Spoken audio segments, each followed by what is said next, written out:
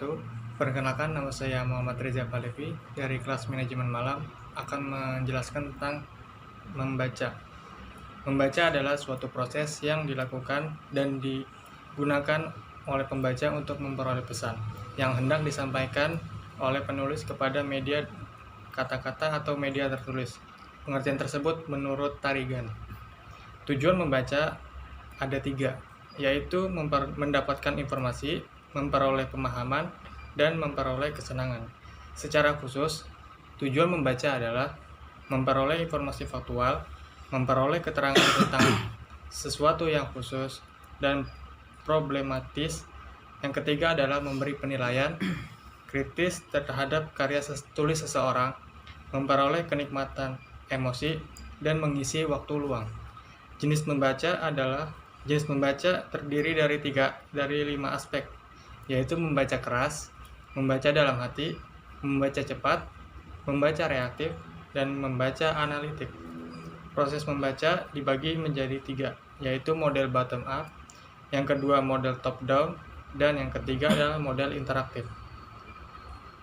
9 proses membaca menurut Burns adalah mengamati simbol-simbol tulisan, menginterpretasikan apa yang diamati, mengikuti urutan yang bersifat linear baris, kata-kata yang tertulis, menghubungkan kata-kata dan maknanya dengan pengalaman dan pengetahuan yang telah dipunyai, mempunyai referensi dan evaluasi materi yang dibaca, mengingat apa yang dipelajari sebelumnya dan memasukkan gagasan-gagasan dan fakta baru, membangun asosiasi, menyikapi secara personal kegiatan, mengumpulkan serta menata semua tanggapan indera yang memahami materi yang dibaca.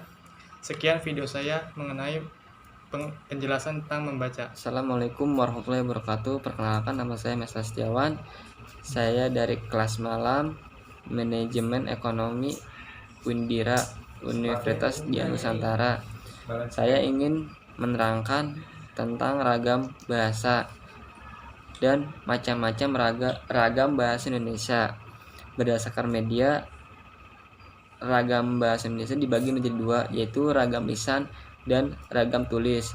Dan macam-macam ragam bahasa Indonesia berdasarkan cara pandang penutur. Yang pertama, ragam dialek, ragam terpelajar, ragam resmi, dan yang terakhir ragam tak resmi. Nah, ragam bahasa lisan yaitu bahasa yang dianjurkan oleh pemakaian bahasa, misalnya pada saat orang berpidato atau memberi sambutan dalam situasi perkuliahan ceramah. Dan ragam bahasa tulis, bahasa yang ditulis atau yang bercetak, misalnya buku-buku pelajaran, teks, majalah, surat, kabar, poster, dan iklan. Contoh ragam bahasa lisan, saya sudah baca buku itu yang pertama. Dan yang kedua, tulis, saya sudah membaca buku itu.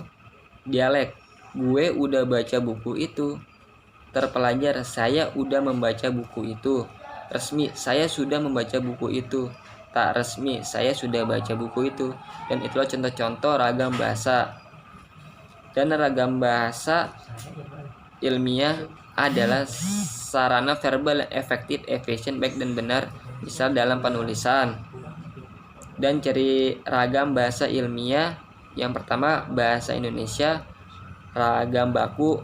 Yang kedua, menggunakan kalimat efektif. Yang ketiga, menghindari bentuk bahasa yang bermakna ganda. Yang keempat, menggunakan kata dan istilah yang bermakna lugas dan menghindari pemakaian kata dan istilah yang bermakna kias. 5, menghindari penonjolan persona.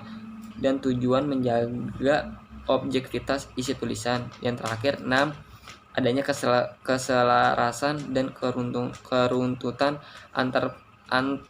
antar proposisi dan antara linea. Dan sekian dari macam-macam ragam bahasa yang saya jelaskan. Semoga kurang lebihnya dari saya bisa menjadi sebuah manfaat bagi yang melihat video ini. Terima kasih dari saya. Assalamualaikum warahmatullahi wabarakatuh. Waalaikumsalam warahmatullahi wabarakatuh. Perkenalkan, nama saya Mulyana. Saya akan menjelaskan tentang surat dinas.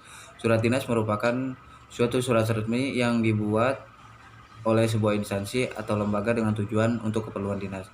Fungsi surat dinas memiliki beberapa fungsi, yaitu sebagai pedoman pekerjaan, sebagai alat pengingat, sebagai bukti pertimbangan, dan sebagai alat bukti serta lain-lain. Ciri-ciri surat dinas: adanya kop surat. Yang kedua, adanya nomor surat dan lampiran. Yang ketiga, adanya salam pembuka dan salam penutup. Yang keempat, menggunakan bahasa resmi karena surat ini kan surat resmi. Yang kelima, adanya stempel instansi